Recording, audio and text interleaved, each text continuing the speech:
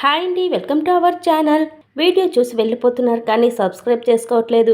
Please subscribe చేసుకొని support చేయండి. మీరు ఫామ్ హౌస్లో బర్త్డే చేయాలని ఎప్పుడు ప్లాన్ చేశారు అని ఇన్స్పెక్టర్ అడుగుతూ ఉంటే, నిన్నే అనుకున్నాం సార్ అని రేఖ చెప్పడంతో, వావ్, నిన్నే అనుకున్నారా? మీరు డిసైడ్ అయ్యి 24 గంటలు కూడా గడవలేదు. అలాంటిది ఆ కిడ్నాపర్స్ అంత పక్కాగా అక్కడికి వచ్చి కిడ్నాప్ చెయ్యాలని ఎవరో చెప్పినట్టుగా ఎలా చేశారు అని ఇన్స్పెక్టర్ అంటూ ఉంటే, ఐషు టెన్షన్ పడుతూ, అమ్మో, అటు తిరిగి ఇటు తిరిగి నేనే ఇరుక్కునేలా ఉన్నాను, ఇప్పుడు ఎలా అయినా మేనేజ్ చెయ్యాలి అనుకుంటూ, అది కాదు సార్ మనకిప్పుడు ముఖ్యం, అసలు ఎవరు కిడ్నాప్ చేశారో ఎందుకు కిడ్నాప్ చేశారన్నదే తెలుసుకోవాలి అని ఐషు అంటూ ఉంటే, అలా తెలుసుకోవాలంటే ఇందు గారు కిడ్నాప్ అయిన విషయం పబ్లిక్గా అనౌన్స్ చేయాలి, అన్ని న్యూస్ ఛానల్స్లోనూ సోషల్ మీడియాలోనూ న్యూస్గా రావాలి అని ఇన్స్పెక్టర్ అంటారు.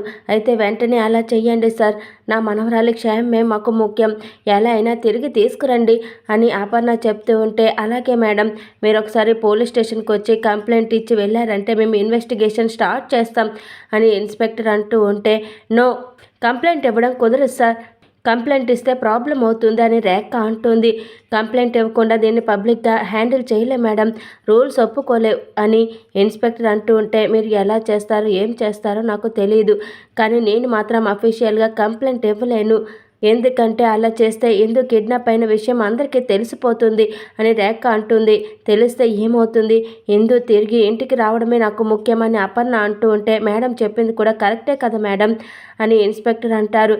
చూడండి ఇన్స్పెక్టర్ గారు, ఇలాంటి విషయాలు పబ్లిక్ అయితే కంపెనీలో చాలా ఇష్యూస్ వస్తాయి, షేర్స్ పడిపోయే అవకాశం ఉంటుంది, దయచేసి అర్థం చేసుకోండి, దీన్ని అన్అఫీషియల్ కంప్లైంట్గా తీసుకొని సీక్రెట్గా వెతకండి అని రేఖ చెప్పడంతో, అలాగే మేడం, మీరు చెప్పినట్టే చేస్తాను అంటూ ఇన్స్పెక్టర్ అక్కడి నుంచి వెళ్ళిపోతారు. అసలు ఏం చేస్తున్నావో నీకు అర్థమవుతుందా? కంపెనీ గురించి ఆలోచించి నా మనవరాల్ని రిస్క్లో పెడతావా అని అపర్ణ అంటూ ఉంటే, దాన్ని ఎలా కాపాడి తీసుకురావాలో నాకు తెలుసు, నీ సలహా నాకు అవసరం లేదని రేఖ అంటూ ఉంటే, నీ మాటలు బట్టి చూస్తుంటే నాకు ఏదో అనుమానంగా ఉంది, నువ్వు నిజంగా కంపెనీకి ప్రాబ్లం వస్తుందని కంప్లైంట్ ఇవ్వలేదా, లేకపోతే ఇందు విషయం అందరికీ తెలిసిపోతే ఆస్తి రాదని ఆలోచించి ఆగిపోయావా అని అపర్ణ అంటూ ఉంటే, నీ బుర్రలో ఉన్న తెలివితేటలు నీ భర్తకి ఎలా సేవ చేయాలో అది ఆలోచించు, అంతకంటే ఎక్కువ మాట్లాడితే నీ ఆరోగ్యానికే కాదు, లోపల ఉన్న నీ భర్త ఆరోగ్యానికి కూడా మంచిది కాదు, ఇంకొకసారి నా మాటకి ఎదురు చెప్పావంటే కిడ్నాప్ అయిన నీ మనవరాలు ఇంకెప్పటికీ తిరిగి రాదు, గుర్తుపెట్టుకో అంటూ రేఖ వెళ్ళిపోతుంది. అమ్మయ్య, అఫీషియల్గా కంప్లైంట్ కూడా ఇవ్వలేదు కాబట్టి ఇందు అక్కకి కావాల్సినంత టైం దొరికింది. ఈలోపు తప్పకుండా అక్క ఏదో ఒకటి ప్లాన్ చేసి రేఖ ఆంటీ నుండి తప్పించుకుంటుంది అని స్వాతి అనుకుంటూ ఉంటుంది. మరోవైపు సుభాష్, అపర్ణ, పోలీసులు ఏమన్నారు అపర్ణ, మనవరాల గురించి ఏమైనా తెలిసిందన్నారా అని టెన్షన్ పడుతూ ఉంటే, ఎక్కడ తెలుస్తుందండి, ఇక్కడ ఎవరి స్వార్థంతో వాళ్ళు ఉంటున్నారు, ఆ రేఖ పోలీస్ కంప్లైంట్ ఇవ్వదంట, ఏదో దొంగను పట్టుకున్నట్టుగా సీక్రెట్గా వెతకమని చెప్తుంది, ఇలా అయితే మన మనవరాలు ఎలా దొరుకుతుంది, తను ఎక్కడుందో ఎలా తెలుస్తుందని అపర్ణ అంటూ ఉంటే, వీళ్ళు మనుషులు కాదు అపర్ణ, డబ్బు కోసం రక్తం తాగే రాక్షసులు అని సుభాష్ అంటూ ఉంటే, పాపం ఇందు అక్కడ ఎన్ని కష్టాలు పడుతుందో ఏంటో అని అపర్ణ అంటూ ఉంటే, వీళ్ళ నుండి కాపాడి ఆస్తి మొత్తం ఎందుకు వెళ్ళేలా చేద్దామని నా ప్రాణం పోతే పోయింది అని మీడియా వాళ్ళకి కంప్లైంట్ చేశాను, అయినా సరే దేవుడు మన మీద కరుణించలేదు, రేఖనే పై చేయి సాధించేలా చేశాడు, ఇప్పుడేమో ఏకంగా కనిపించకుండా చేశాడు, అసలు దేవుడికి మనశ్శాంతి అనేదే లేదు అపర్ణ అని సుభాష్ బాధపడుతూ ఉంటే, ఊరుకోండి, తన కోసం మన ప్రాణాలైతే ఇవ్వగలం కానీ కాపాడి తీసుకురాలేం కదా, ఆ దేవుణ్ణి నిందించడం కంటే దండం పెట్టుకుంటేనైనా కరుణిస్తాడేమో అని అపర్ణ అంటుంది. ఈరోజు నేను చేసిన ప్రయత్నంతో హిందూ కష్టాలన్నీ తీరిపోతాయి అనుకున్నాను, కానీ తీసుకెళ్ళి సుడిగుండంలో పడేశాడు, అలాంటి దేవుడు కరుణిస్తాడు అనుకోవడం మన మూర్ఖత్వం అపర్ణ, నాకు ఆ దేవుడి మీదే నమ్మకం పోయింది అని సుభాష్ అంటాడు. మరోవైపు రాజు హాయిగా కూర్చొని, ఆహా, ఒక్క దెబ్బతో ₹1,00,00,000 వచ్చేస్తున్నాయి అనుకుంటూ ఉంటే, ఇంకా ఇంతలో ఫోన్ వస్తుంది. ఏంటి ఈ టైంలో నాన్న ఫోన్ చేస్తున్నాడు అనుకుంటూ ఫోన్ లిఫ్ట్ చేసి, నాన్న చెప్పు నాన్న, ఎందుకు కాల్ చేసావని టెన్షన్ పడుతూ ఉంటే, ఎక్కడ చచ్చావు నాన్న, నిన్నటి నుంచి కొంపకు రావడమే మానేసావు, ఇంతకుముందు కనీసం తినడానికైనా వచ్చేవాడివి కదా, ఇప్పుడు అది కూడా చేయకపోయేసరికి అనుమానం వచ్చి కాల్ చేశాను అని చలపతి అంటూ ఉంటే, బిజినెస్ పని మీద తిరుగుతున్నాను నాన్న, అతను ఇంటికొచ్చి చెప్పాక కూడా మీ కొడుకు మీద మీకు నమ్మకం లేదా అని రాజు అంటూ ఉంటే, నువ్వు నా కొడుకు కాబట్టే నమ్మలేకపోతున్నాను నాన్న అని చలపతి అంటాడు.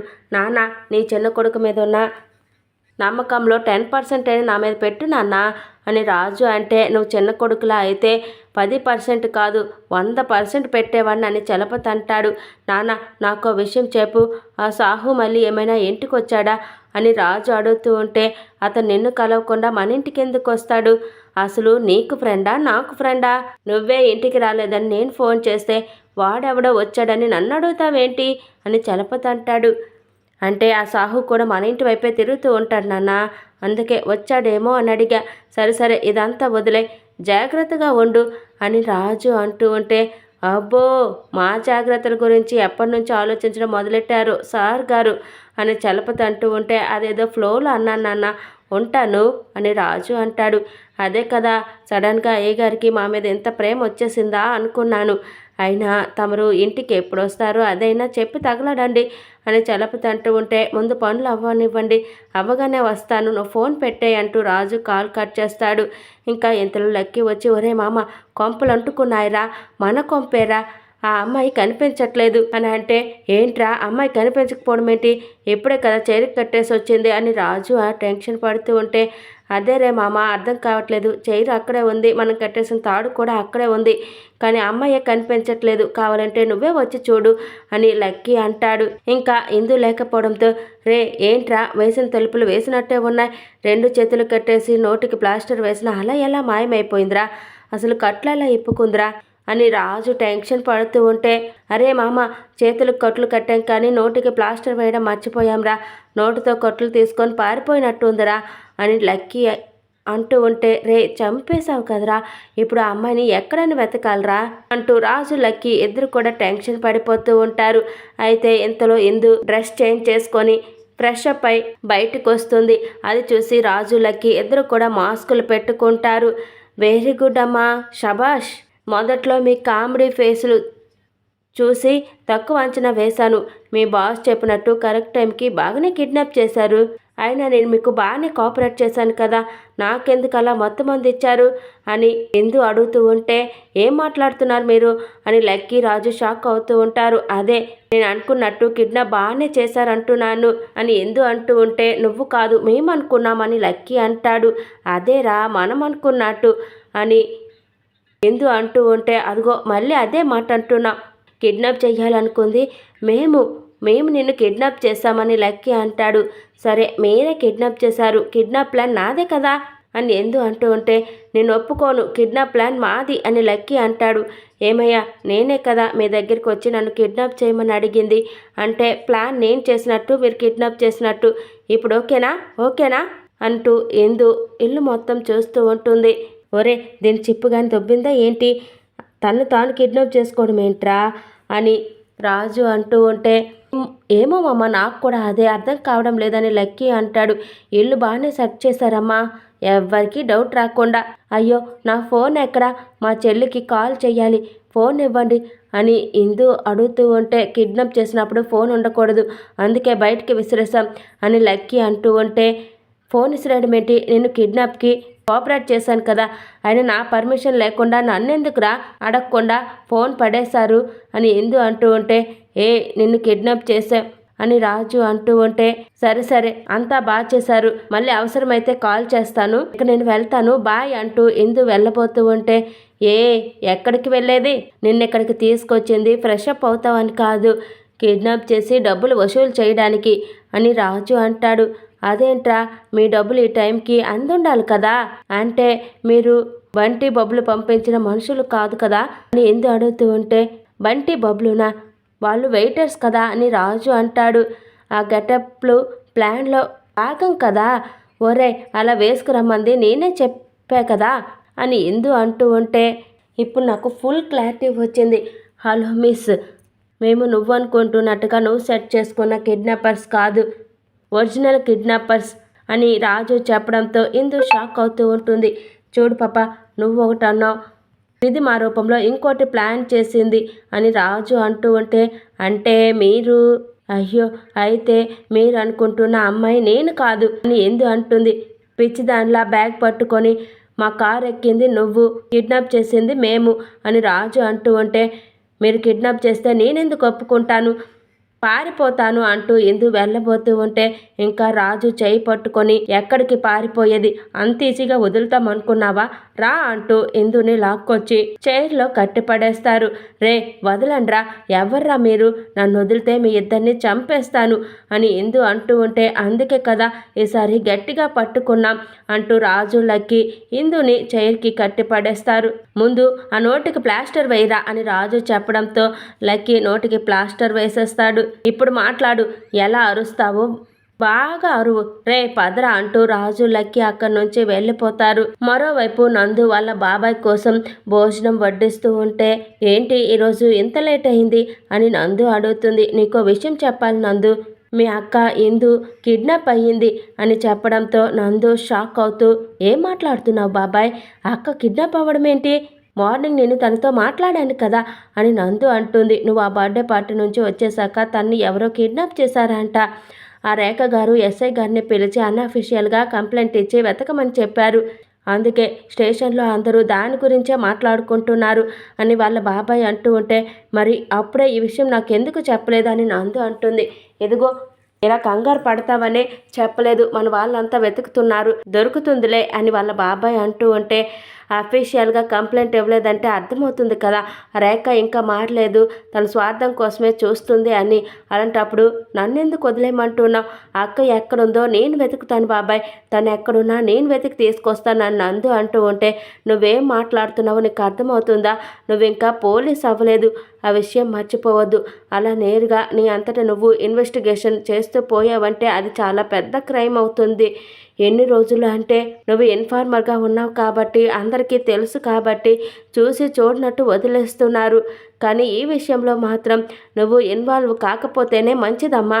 ఆల్రెడీ ఎస్ఐ గారు సిటీ మొత్తం ఇన్ఫర్మేషన్ ఇచ్చారు, తప్పకుండా ఏదో ఒక క్లూ దొరుకుతుంది అని వాళ్ళ బాబాయ్ అంటూ ఉంటే, అలా వెతికితే దొరకదు, నేను చెప్పినట్టు చేస్తే అక్క ఎక్కడుందో కనుక్కోవచ్చు, నేను పోలీస్ కాకపోవచ్చు కానీ నువ్వు పోలీసువే కదా, నువ్వు ఈ కేసుని ఇన్వెస్టిగేషన్ చెయ్యొచ్చు కదా అని నందు చెప్పడంతో, ఏంటి నేను ఇన్వెస్టిగేషన్ చెయ్యాలా, అక్క కిడ్నాప్ అయ్యిందనగానే రూల్స్ అన్నీ మర్చిపోతున్నావా ఏంటి, ఏదైనా కేసు ఇన్వెస్టిగేషన్ చెయ్యాలంటే సుపీరియర్ ఆఫీసర్ అయ్యి ఉండాలి, నేను ఆఫ్టర్ ఆల్ ఒక హెడ్ కానిస్టేబుల్ అంతే అని వాళ్ళ బాబాయ్ అంటూ ఉంటే, అదంతా అఫీషియల్గా కంప్లైంట్ ఇచ్చినప్పుడు కేసు ఎఫ్ఐఆర్ ఫైల్ అయినప్పుడు మాత్రమే జరుగుతుంది, కేసు ఎలాగో అన్అఫీషియల్గానే కదా డీల్ చేస్తుంది, నువ్వు ఎస్ఐ గారితో మాట్లాడు, నేను మా అక్కను వెతుకుతానని చెప్పి పర్మిషన్ తీసుకో ప్లీజ్ బాబాయ్, అసలు ఆ ఇంట్లో అక్క చుట్టూ అందరూ శత్రువులు మాత్రమే ఉన్నారు, చిన్నప్పుడు తన్ని ఒంటరిగా వదిలేసి వచ్చి తప్పు చేశాను, మళ్ళీ ఇప్పుడు అదే తప్పు నా చేత చేయించుకు, అప్పుడు ఎదిరించి పోరాడే శక్తి నాకు లేదు,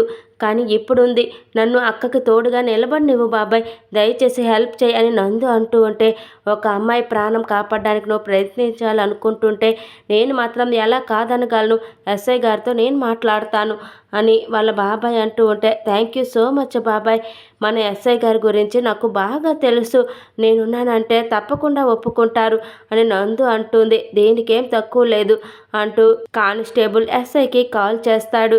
ప్రాబ్లం అంతా రేఖ దగ్గర నుంచి మాత్రమే అనుకున్నా, ఈ కొత్త శత్రువు ఎవరు, అసలు అక్కను కిడ్నాప్ చేయాల్సిన అవసరం ఎవరికి ఉంది అని నందు ఆలోచిస్తూ ఉంటుంది. మరోవైపు బ్రహ్మరాంబ ఎలా చూస్తే కిడ్నాపర్స్ ఎలా దొరుకుతారు, కిడ్నాప్ చేయడానికి వచ్చిన వాళ్ళు వీడియోలో పడాలని ఎలా అనుకుంటారు అని అంటూ ఉంటే, వాళ్ళే కిడ్నాపర్స్ అన్న విషయం మనకు తెలియదు కదా, అందుకే ఆ వీడియోతో ఏదో ఒక తప్పు చేసే ఉంటారు అంటూ వీడియో చూస్తూ ఉంటుంది. ఇంకా ఇందు బంటి బబ్బులతో మాట్లాడడం చూసి, ఇప్పటి వరకు కిడ్నాపర్స్ అంటే ఎవరో బయట వాళ్ళు అనుకున్నాను, కానీ ఇంట్లో వాళ్ళే, ఈ ఇంట్లో ఎదిరించే వాళ్ళు లేరు అనుకుంటే ఆ ముసలి వాళ్ళిద్దరితో కలిసి ఇందు నా వెనకే గోతులు తవ్వుతుంది, ఏం చెయ్యాలో చెప్పనక్కర్లేదు అనుకుంటా, వెళ్ళు అంటూ రేఖ భూషణ్ని పంపిస్తుంది. ఇంకా భూషణ్ సుభాష్ని బయటకు తీసుకొస్తూ ఉంటే, ఏ భూషణ్ ఎక్కడికి తీసుకెళ్తున్నావు, నిన్నే అడుగుతుంది వదులు అని అపర్ణ అంటూ ఉంటే, చేయాల్సిందంతా వెనక నుంచి చేసేసి ఇప్పుడు నటిస్తున్నారా, మీ వేషాలన్నీ మాకు తెలిసిపోయాయి అంటూ భూషణ్ సుభాష్ని బయటకు తీసుకొస్తాడు. రేఖ ఏంటి ఇదంతా అని అపర్ణ నిలదీస్తూ ఉంటే కావాల్సింది దక్కించుకోవడానికి చేసే ప్రయత్నం అంటారాంటీ అని రేఖ అంటుంది. నువ్వు పెట్టే బాధల్ని ఇందుకోసం దిగమింగుకుంటూ కూర్చుంటున్నాం కదా, మేమేం చేయలేక కాదు, ఆ విషయం మర్చిపోకు. రోజు రోజుకి అహంతో నీ కళ్ళు మూసుకుపోతున్నాయి అని అపర్ణ అంటూ ఉంటే నా కళ్ళు నెత్తి మీదకి ఎక్కబట్టే మీ ముగ్గురు కొత్త కొత్త ఆటలు నాటకాలు మొదలు పెట్టారు. అప్పుడు మా అమ్మని మా అన్నయ్యని మోసం చేసినట్టు నన్ను మోసం చేద్దామనుకుంటే అది జరగని పని అని రేఖ అంటుంది. ఏం మాట్లాడుతున్నావు నువ్వు? ఏదైనా ఉంటే సూటిగా మాట్లాడు అని అపర్ణ అంటూ ఉంటే శభాష్, నీ నటనకి ఆస్కార్ ఇచ్చినా తప్పులేదు. చెయ్యాల్సిందంతా వెనకే చేసేసి ఇప్పుడు ఏమీ తెలియనట్టుగా నటిస్తున్నావా? నువ్వు ఆ రోజు లాయర్ని కలిసినప్పుడే నేను వదిలేసి తప్పు చేశాను. ఆస్తి పేపర్ల మీద సంతకం పెట్టే ముందు వరకు మీరందరూ సంతోషంగా ఉన్నప్పుడే నాకు అనుమానం రావాల్సింది. ఎన్ని డ్రామాలు ఆడారు, నన్నే ఏమై చేశారు? ఎందుకలా అమాయకంగా మొహాలు పెడతారు? మీకు మీరే కిడ్నాపులు చేయించుకొని నన్నే బ్లాక్మెయిల్ చేస్తే నేను కనిపెట్టలేను అనుకుంటున్నారా అని రేఖ అంటూ ఉంటే అమ్మో అమ్మో, చూడటానికి ఇంట్లో పిల్లుల్లా తిరుగుతూ మాకే డమ్కి కొట్టాలని చూస్తారా? మీకు మామూలు తెలివితేటలు లేవు. మీకు మీరే కిడ్నాప్ చేసుకున్నారా? ఎన్నో దిక్కుమాలిన పనులు చూశాను కానీ ఇలాంటి డ్రామాలు ఎప్పుడు ఆడలేదమ్మా, నన్ను మించిపోయారు అని బ్రహ్మరాంబ అంటూ ఉంటే అసలు మీరేం మాట్లాడుతున్నారో నాకు అర్థం కావట్లేదు. ఇందు ఎక్కడుందో తెలుసుకోలేక కొత్త నాటకం మొదలు పెట్టారా? మీకు చేత కాకపోతే చెప్పండి, నేను నేరుగా వెళ్ళి పోలీస్ స్టేషన్లో కంప్లైంట్ ఇస్తాను. అవసరమైతే మీడియా ముందుకు కూడా వెళ్తానని అపర్ణ అంటూ ఉంటుంది. శభాష్, చూసావా భూషణ్ వీళ్ళ పెర్ఫార్మెన్స్? పోలీసులు మీడియా వరకు ఎందుకు? కన్నంలో దాచిపెట్టిన చిట్టు చెలుకని బయటికి ఎలా రప్పించాలో నాకు బాగా తెలుసు. భూషణ్, వీళ్ళ డ్రామాలకి ఈరోజే ఫుల్ స్టాప్ పెట్టండి అని రేఖ అంటూ ఉంటే ఇంతలో నందు ఎంట్రీ ఇచ్చి ఆ ఫుల్ స్టాప్ పెట్టడానికి నేనున్నాను కదా అంటూ వాళ్ళ బాబాయిని తీసుకొస్తుంది. ఇక తర్వాత ఎపిసోడ్లో ఇందు భోజనం తింటూ ఎక్కిళ్ళు పడుతుంది. ఇంకా లక్కీ వాటర్ తాగించడంతో లక్కీకి తెలియకుండా మాస్క్ తీసేసి రే లక్కీ నువ్వా అని ఎందు షాక్ అవుతూ ఉంటే నేను కాదని లక్కీ అంటాడు. మేము చేసే ప్రతి పని డబ్బు కోసమే చేస్తాం. ఇప్పుడు నిన్ను కిడ్నాప్ చేసింది కూడా డబ్బుల కోసమే. నువ్వు ఓవర్ యాక్షన్ చేయకుండా నోరు మూసుకొని ఉంటే మా పని మేము చేసుకొని డబ్బులు తీసుకొని నిన్ను వదిలేస్తాం అని రాజు అంటే అసలు డబ్బుల కోసం నన్ను ఎవరు కిడ్నాప్ చేసి ఉంటారు అని ఎందు ఆలోచిస్తూ ఉంటుంది. Please subscribe my channel. Thank you for watching.